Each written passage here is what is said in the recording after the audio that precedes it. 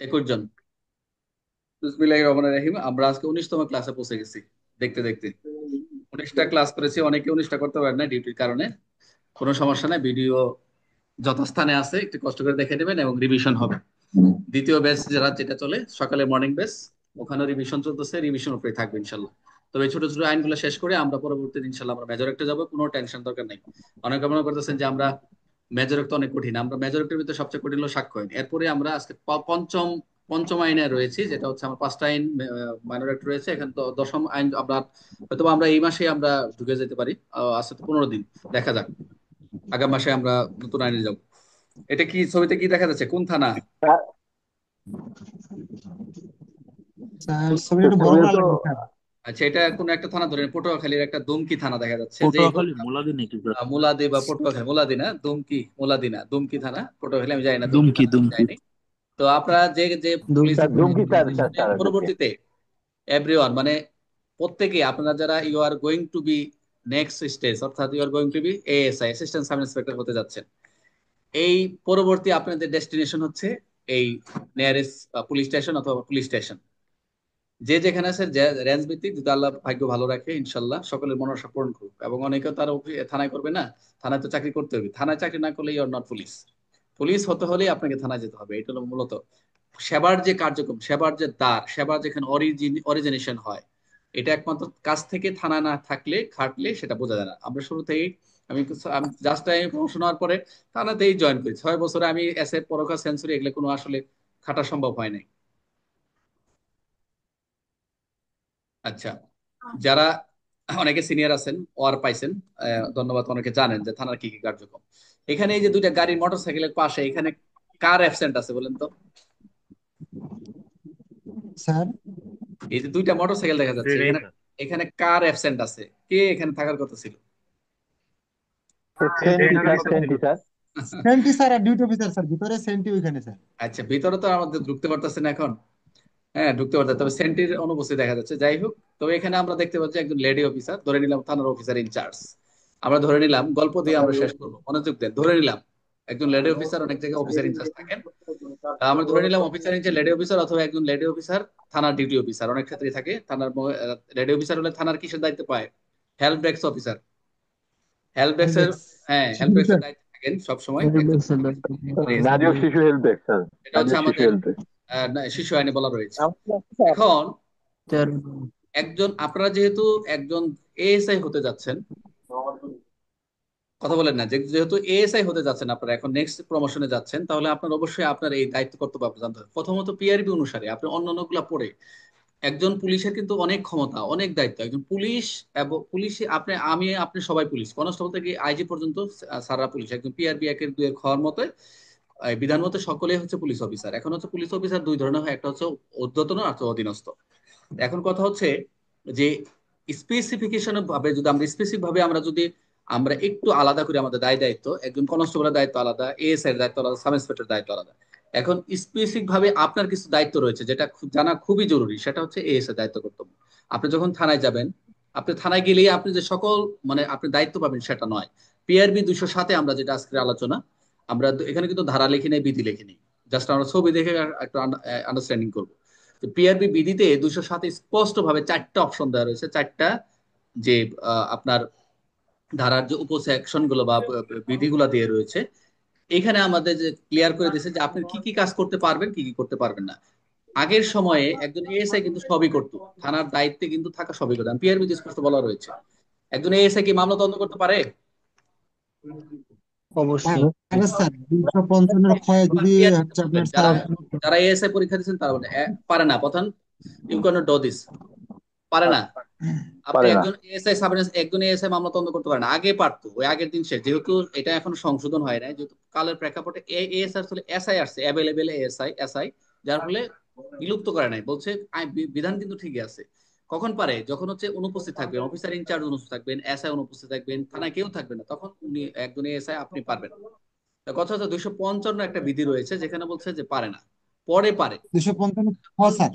যখন all are officer absent there, যখন ওখানে অনুপস্থিত থাকবে or unable to sick, unable to go there police station, অথবা সেখানে যেহেতু অসুস্থ থাকে অথবা কোনো কারণে অনুপস্থিত থাকে, এই দুইটা কারণেই একজন এএসআই থানার সকল কার্যক্রম করতে পারে। কথা রয়েছে। একজন এসপি কিন্তু অনেক ক্ষমতা, একজন এসপি কিন্তু যদি এএসআই বলে তুমি তদন্ত করবে, এসপি সুপ্রিম পাওয়ার বলে সে করতে পারে। আমরা ওদিকে যাব না, আমাদের পিআরবি 207-এর গতে, 207-এর যে চারটি এখানে আমরা এই পাবো, ব্যাখ্যা পাবো, এই ব্যাখ্যাতে আমরা থাকবো, এর বেশি যাবো না। আজকে আমরা একটু ক্লিয়ার হয়ে যাবে, এখানে মুখস্থ করে যাবো প্রশ্নটা। দেখেন, মনোযোগ দেন। আপনি যখন থানায় যাবেন, আপনাকে প্রথমে কিন্তু থানায়, কে বলতে পারেন কতগুলা রেজিস্টার থাকে? থানায় 86টা রেজিস্টার স্যার টোটাল। সিয়াশি মোটামুটি থাকে স্যার, সিয়াশি। অ্যাজ পার বিধান অনুসারে আমরা যদি একটু পর্যালোচনা করি পিআরবি, তাহলে আরো বেশি রয়েছে। আরো 86টা রয়েছে, তো আরো বেশি আছে। তো আমরা যেটা জানি সবাই 86টা, তো এই 86টা কম না। তা আপনি যখন থানায় যাবেন, তখন এএসআই হিসেবে একজন থানার সিনিয়র একজন সেরেস্তায়, জুনিয়র সেরেস্তায় একজন কাজ করে, সে সিনিয়র, সে তার র্যাঙ্ক কি জানেন? এএসআই 376 ওই স্যার। যে গুড। একজন ওই যে এএসআই। admin বললেন, এখানে একজন যিনি জুনিয়র সেরেস্তার দায়িত্বে থাকবেন তিনি হলো এএসআই। তো এএসআই এখানে বলা রয়েছে, আপনি এখানে আগে জানেন যে আপনি থানায় গিয়ে কোন কোন রেজিস্টার আপনি হাত দিতে পারবেন না, বা কোন কোন রেজিস্টার হাত দিতে পারবেন। অনেকে থানায় কাজ করেন, পিআরবি তো জানেন মূলত। পিডি, আগে ডিটি, বুঝেন। এফআইআর, ভিসেন দিছেন। আচ্ছা, থ্যাংক ইউ ভেরি মাচ, অনেকে জানেন। ঠিক আছে, এখন আপনাকে যে থানায় পাঠানো হচ্ছে, উদ্দেশ্যটা কি? ভালো করে বোঝেন, এটা থেকে প্রশ্ন আসে, এই কথার উপরে প্রশ্ন আসে যে আপনাকে থানায় যে পাঠানো হয়েছে এর উদ্দেশ্যটা কি, কে বলতে পারবেন? থানা থানায় যে পাঠানো স্যার, আমার স্যার সর্বপ্রথম কাজ হচ্ছে আমার স্যার হচ্ছে যে এসআই স্যারদের মানে সকল কাজে সহযোগিতা করা। সার্জেন্টের কথা পিআরবি তো উল্লেখ নাই, বলছে একজন সাব না স্যার, ইন্সপেক্টরকে। এসআই স্যার, এসআই সার্জন না স্যার, এসআই, এসআই বলছে স্যার। হ্যাঁ জি গুড। স্যার। এসআই। একজন সাব ইন্সপেক্টর স্যার, ইন্সপেক্টরকে সকল সকল করণিক কাজে কি করা, রেজ ওর হ্যান্ড কে করলো। আচ্ছা, নিচ্ছি আপনাকে, নিচ্ছি আপনার কথা। আপনাকে পাঠানোর উদ্দেশ্য হচ্ছে থানার সকল করণিক কাজ, অর্থাৎ একজন সকল জি করণিক স্যার। কাজ কি, একজন এসআই এর, এসআর যে কাজগুলা করে সাব ইন্সপেক্টর, তার কি করে ওই সকল কাজ থেকে অব্যাহতি দেওয়া, তার কাজে সহায়তা করা, তাকে সহযোগিতা করা। এটা কিন্তু প্রশ্ন আসে সবাই কিন্তু, যে একজন, করে নেন, সবাই বোঝার চেষ্টা করেন, অনেক নতুন ছাত্র আছে যারা অনেক কিছু জানে না, এগুলো জানার চেষ্টা করেন। হ্যাঁ, মুট করে নেন স্যার একটু ফোনটা। ভাই আমার কথা বলতে কিন্তু হয়, মানে কষ্ট হয় সেটা বল। 18 জনের বেশ কোনো বন্ধু আছো, এখন ক্লাসটা নিচ্ছেন, একটু মনোযোগ দেন। আমি যখন একটা কথা বলি তখন আহ, কথার একটা সিকোয়েন্স অনুসারে আমি একটা রূপকের অন্তরালে আমি কিন্তু চলে যাই, আপনাদের ক্লাসে থাকি না। আমি চেষ্টা করি, তবে আমি কিন্তু এখন থানায় আছি, আমি থানায় ঢুকে গেছি। কিন্তু আপনারা যখন কথা বলেন তখন থানা থেকে বের হয়ে মনে হচ্ছে আইটা অন্য জায়গায় চলে যাচ্ছে, মিসলিডিং হয়। তাহলে আমি যেটা বলতেছিলাম যে একজন রেজর হ্যান্ড করছিলেন, যে আপনি বলেন যে কি বলতে চাচ্ছিলেন, যে থানায় যে আপনি গেলেন আপনার উদ্দেশ্যটা কি, কেন গেলেন, কি কারণে পাঠানো হলো, আর কে বলতে পারবেন? একজন বলছে যে এসআই কে সহযোগিতা করা, এক, আর কি আছে? হ্যাঁ সঠিক, আর সমা স্যার, রিটার পালন করা স্যার, সামিল করা। সার্কেল। সকল প্রকার বিএনপি রেজিস্টার পর্যালোচনা করা। প্রথম হয় না, এগুলো পরের দায়িত্ব। আপনি যখন থানায় গেলেন, স্যার দ্বিতীয়টা হচ্ছে স্যার থানার গুরুত্বপূর্ণ রেজিস্টার ব্যতীত বাকি সকল রেজিস্টার সংরক্ষণ করা। থানার সকল ডিটিও আমি প্রকার স্যার, চাচ্ছিলাম, গুরুত্বপূর্ণ হয় নাই, ওগুলো ডিটিও তো স্যার পরের কাজ। আপনার পালন হলো করা। পরে আফটার জয়নিং, আফটার জয়নিং দেয়ার আপনার ওখানে অনেক কাজ করতে পারবেন, অনেক কিছু আছে, স্যার, আপনি থানার সকল স্যার কাজই করবেন। আমি ডিটি, যে এই যে বললো, স্যার ডিটিও স্যার একজন একজন পালন করা বললো স্যার। যে সকল ডিউটি কাজে, officer sir, duty officer. Duty officer, এটাও একটা দিক। আর রেজোর হ্যান্ড, শাওমি বলেন, আপনার নাম হলো শাওমি, মোবাইল নাম্বার তো নাম লেখা, আর কিছু নেই, বলেন কি বলতে যাচ্ছেন, বলেন।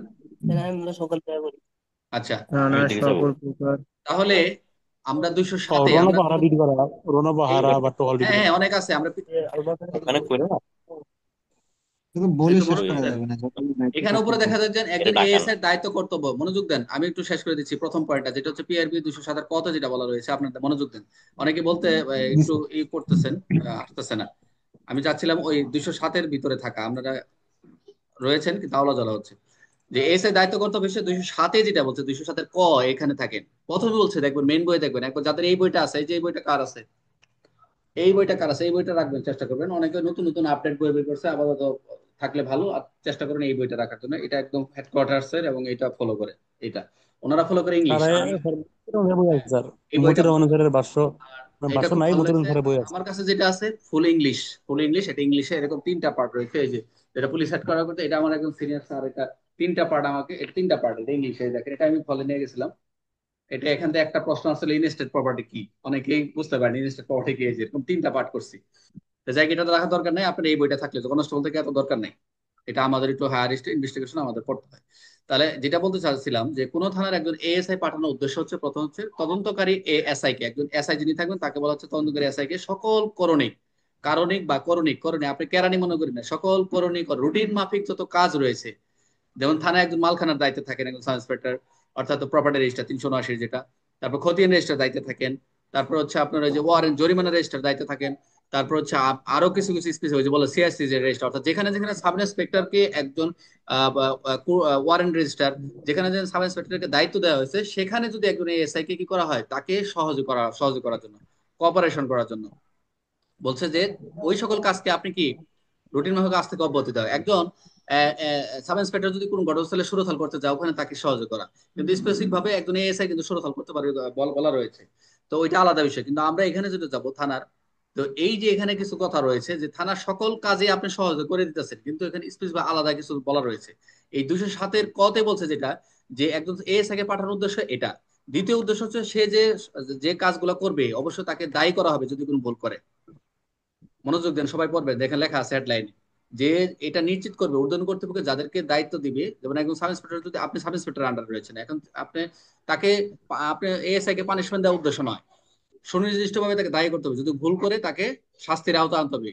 এটা বলা রয়েছে এখানে, দেখেন অনেকে এটা পড়ে না, শুধু পরে এইটুকু এক লাইন করে চলে যায়। তিনি যদি কোনো কাজে ব্যর্থতা ঘটে, তার কোনো ব্যত্যয় ঘটে, তাকে অবশ্যই তাকে তদারকি করবে, যে আপনি যে কাজগুলো করতেছেন একটা মালখানা রেজিস্টার, আপনি তদারকি করবেন যে ঠিক মতো লিখতেছে কিনা। আপনি কিন্তু দায়ী না, আপনি কিন্তু রেজিস্টার লেখার জন্য আপনি দায়ী না, লেখায় রয়েছে এখানে অফিসার ইনচার্জ, একজন ডিউটি অফিস, একজন সাব ইন্সপেক্টর সরাসরি লিখে দেবে, এখানে এএসআই সই করবে না, ওসি সই করবে, বলে দিবে যারা দায়িত্বে রয়েছেন আপনার দায়ের জন্য কি হবে, আপনার পানিশমেন্ট হবে। এটা একটু নিচের দিকে পড়বেন, হেডলাইন পড়েন, খালি ওই দুই লাইন পড়ে আর আগে যায় না। তাহলে আমরা মূল এই কথাটা নিব 207-এর কতে, যেটা বলছে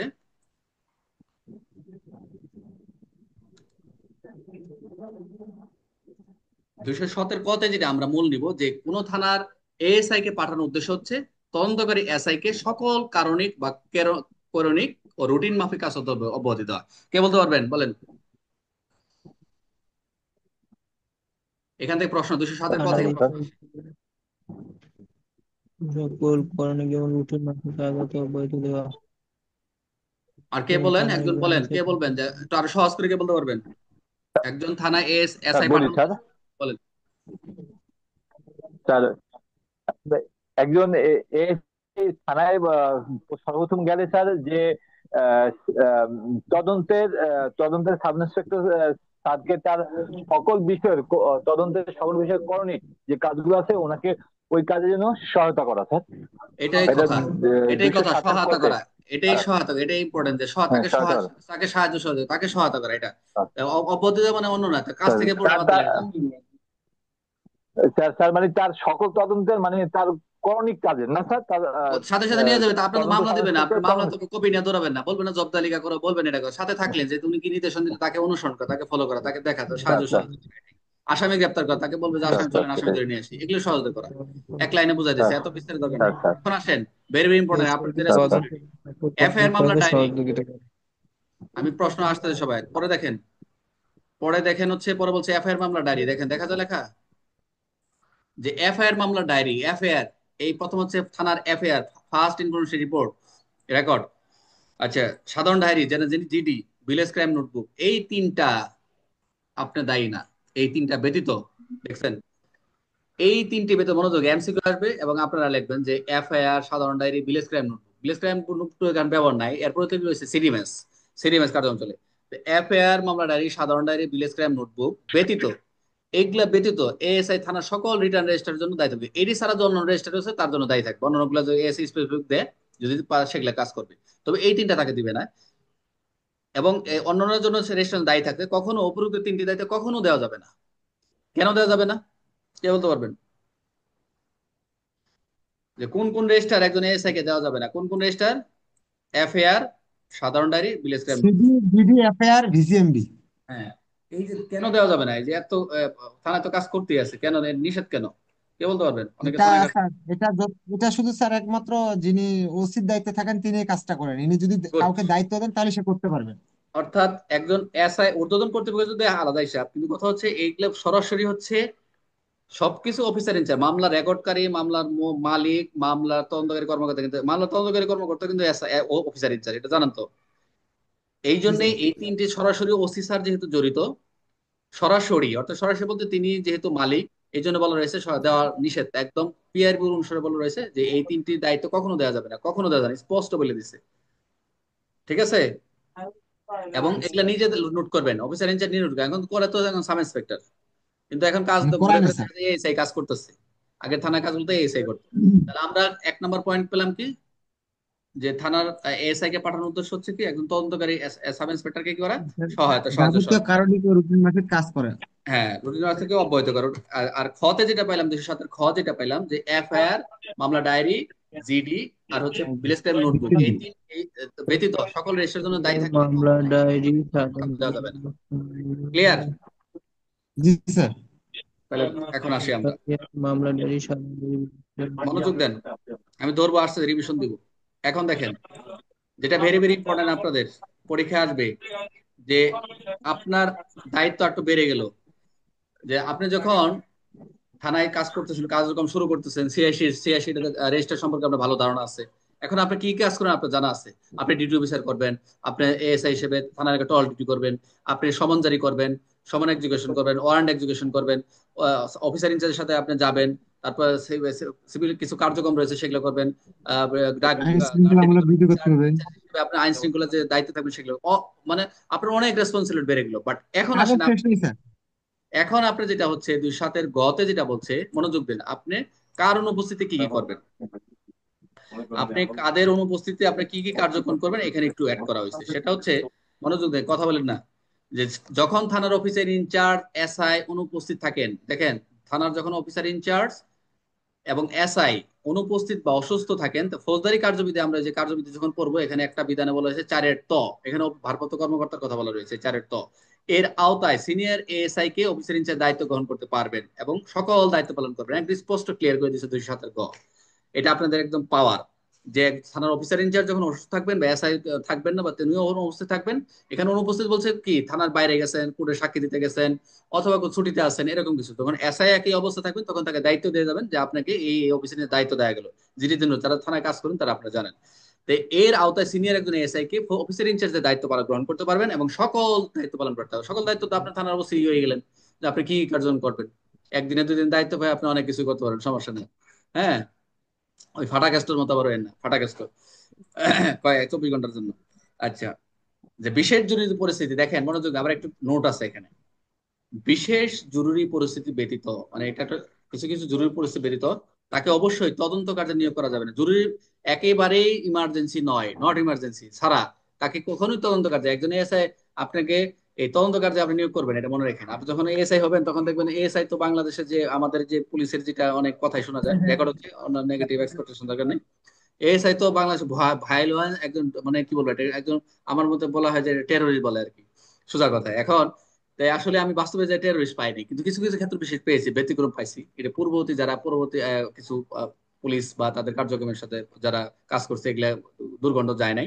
তো যাই হোক, তা আপনি বিশেষ পরিস্থিতি আপনার তদন্ত কাজে নিয়োগ করেন, আপনি যা দেখবেন আপনার কাজটা কি, দেখবেন অনেক কাজে আপনাকে দিচ্ছে না বা কাজ করতে পারতেছেন না, আপনার কিছু লিমিটেশন আছে। আপনার আপনি যখন লফুলি, আপনি যখন আপনার একটা থাকবে, আপনার আইন জানা থাকবে, আপনি দেখবেন সব কাজে আপনি কাজে মজা পাচ্ছেন। আপনি যখন নিজে ল অজ্ঞতা থাকবে, তখন দেখবেন আপনি কাজ করে মজা পাবেন না।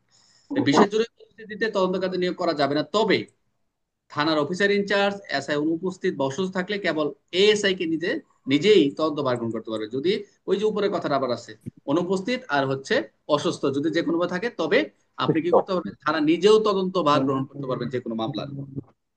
তাহলে আমরা 207-এর গতে কি পেয়েছি, থানার অনুপস্থিত যদি থাকে অফিসার ইনচার্জ বা এসআই, তাহলে আপনি কি করবেন, একজন সিনিয়র এসআই কেও থানার সকল দায়িত্ব কার্য পালন করতে পারবেন। তাহলে আমি প্রথমটা রিপিট করি, কে বলতে পারবেন? কে বলবেন? পারবো স্যার। তিনটা, তিনটা বলেন, এক, ক, খ, গ, কোনটা বলেন? কতে কি? কত কত হলো আচ্ছা, আমরা স্যার, ওই রিভিশন যে থানার সাব রিভিশন করে দেই, ইন্সপেক্টর যা। একটু আসেন, একটু পরে আসেন, রিভিশন করে দেন, আমরা একটা শেষ করে আসি, যেহেতু আমাদের টাইম এখানে 3 মিনিট আছে, এটা শেষ হবে। এখন আসেন সর্বশেষ যেটা 207-এর গ, এই তাদের চারটে হলো হচ্ছে আপনার সহযোগিতা মূল দায়িত্ব। কি কি করবেন আমি যেটা বলেন, আপনি থানা থাকলে আপনার যে মেইন নৈশ সফর, নৈশ ডিউটি, তারপর হচ্ছে ডিউটি অস্বাভাবিক মৃত্যুর খোঁজ খবর, কোথাও কোনো ইউটি হলে টহল, গার্ড ডিউটি, আপনি থানা লেগে টহল করবেন, এসকর্ট করবেন, অথবা দায়িত্বে নিয়োজিত পুলিশ দলের অধীনে এর দায়িত্ব নেওয়া উচিত। এবং একজন এএসআই কে অবশ্যই যত আইন শৃঙ্খলা হবে, বেআইনি সমাবেশ হবে, থানা এলাকা আন্ডার জুরিডিকশন, এই জুরিডিকশনে আপনি যত বেআইনি আইন শৃঙ্খলা ডিউটি আপনি করবেন। এটা বলছে পুলিশ দলের, আপনি যে কোনো যেখানে যাবেন সেখানে পুলিশ দলের একজন অধিনায়ক আপনি ইনচার্জ হিসেবে দায়িত্ব পালন করবেন। অর্থাৎ থানা থেকে যদি কোনো অব্যাহতি নেওয়া সম্ভব হলেও আপনাকে কিছু কিছু কাজে অব্যাহতি নেওয়া হলে আপনি পর্যবেক্ষণের অধীনে লোকদের বিষয়ে জানা, এই যে পর্যবেক্ষণের অধীনে থানা এলাকায় যে সকল আপনার সার্ভিলেন্সে রাখবেন, আপনি এই যে আমরা 343-36 কি বলা রয়েছে, নিরীক্ষণ রাখবেন যাদেরকে, কিছু কিছু আপনি কি করবেন, আপনি নিরীক্ষণ ডিউটি করবেন, যে আপনি কাদেরকে পর্যবেক্ষণ রাখতেছেন একজন এএসআই। সবচেয়ে যে এএস এর যে ক্ষমতাটা সেটা হচ্ছে আপনার এই কি বলে এটা, আমরা সুরতহাল, এটা কিন্তু এখনো এএসআই করে, কিন্তু এখন কিন্তু সাব ইন্সপেক্টর অ্যাভেলেবল রয়েছে, সাব ইন্সপেক্টর যায়, এএসআই এটা পাওয়ার দেওয়া রয়েছে, এটা কোনো এখনো বিলুপ্ত বা সংশোধন করে নাই, এটা লিখবেনই। এছাড়াও এখানে কিন্তু প্রশ্ন যদি আসে পরীক্ষায় যে একজন এএসআই এর পিআরবি অনুসারে দায়িত্ব কর্তব্য কি, আপনি কিন্তু ওই যে আরেকটা রয়েছে 420, যেটা আপনার যে কোর্টের যে জিআরও নন জিআরও জিআরও কাজ করা, এগুলা পরে আসেন, এগুলা এখনো যাচ্ছে না। তারপর পুলিশ আইনের 31-23 অনেক ধারা আছে, যখন প্রশ্ন করে পিআরবির ভিতরে থাকবেন, অন্য কোথাও যাবেন না, বারবার বলি। কানেক্টেড সেকশন যদি থাকে আপনি দিবেন, কিন্তু আমরা অতিরঞ্জিত করে ফেলি, বলছে পিআরবি অনুসারে দায়িত্ব, 407-এর এই চারটাই লেখেন না, 5 মার্কের জন্য যখন একটু মোটামুটি করে নিজের মতো করে লিখবেন, মোটামুটি হয়ে যাবে, আপনি অন্যগুলো লেখার সময় পাবেন না তো। বুঝতে পারছেন তো? 4 নম্বর আমরা কি পেলাম, 4 নম্বর পাইলাম আমরা হচ্ছে আমরা আমাদের পর্যবেক্ষণ করতে পারবো এলাকা, থানা এলাকাধীন নৈশ সফর করতে পারবো, অস্বাভাবিক মৃত্যু তদন্ত করতে পারবো, টহল ডিউটি করতে পারবো, গার্ড ডিউটি এসকর্ট করতে ডিউটি। পারবো, escort করতে পারবো, এবং ডিউটি। দায়িত্ব পুলিশ দলের অধিনায়ক দায়িত্ব পালন করতে হবে 4টা। তাহলে মোটামুটি আমরা 4টা বলে রিভিশন দেবো, কে বলতে পারবেন? শর্ট করে কে বলতে পারবেন? পারবো। বলেন, একজন বলেন, 4টা পয়েন্ট বলেন, 4টা শর্ট করে পয়েন্ট বলেন যে আপনার কি দায়িত্ব কর্তব্য।